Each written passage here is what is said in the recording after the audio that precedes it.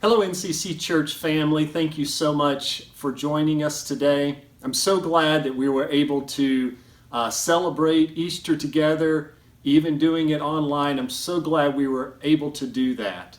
One of the things that comes out of Easter so strongly is the idea of hope. When we think about the empty tomb, we think about the hope that Jesus gives us. I want to read Romans 15 and verse 13. It says, "May the God of hope fill you with all joy and peace as you trust in him, so that you may overflow with hope by the power of the Holy Spirit."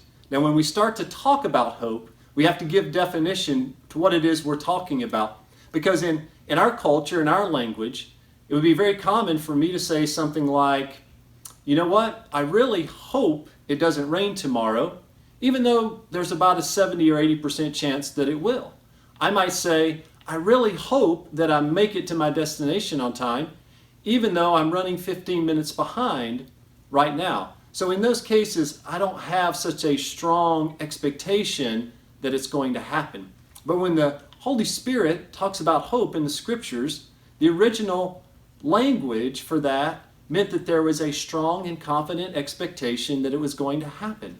So when we read about hope in the scriptures and our hope being based in God, there is a confident expectation that that hope is going to be realized because it's based in the character and the things that God does, in God's character and in the things that God does for us. And when we think about that in relation to our current situation and so many challenges that are currently present in our lives, let's think about it in these terms.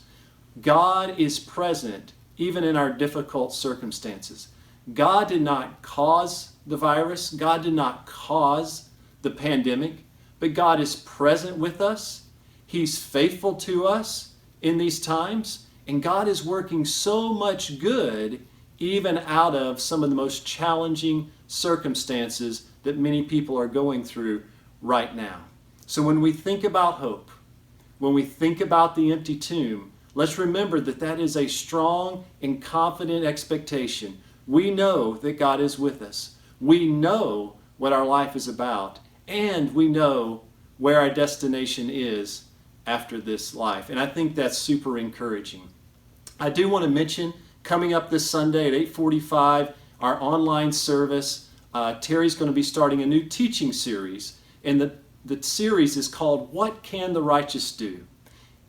In these times where there's so many things we might normally do that we're not able to do, what can the righteous do? So join us this coming Sunday at 8:45 for that. I want to invite you also to our midweek connection tonight on Wednesday night at 7 o'clock. This is an interactive time. It's on a video conference format, and we'll have a devotional. We'll have some general discussion questions for us to discuss together interactively, and then have some prayer time as well. So I want to invite you to join us for that. Would love to have you be part of that. And before we finish up, just one more thing. I really want to encourage you to contact some people. Maybe it's by text or email or phone call, but I think it would be phenomenal if you reach out to some people just to have a conversation, just to catch up. I think those things for us right now can be so mutually encouraging.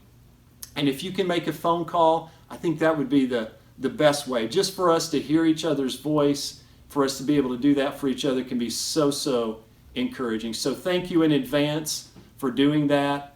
Thank you for joining us today, and God bless you.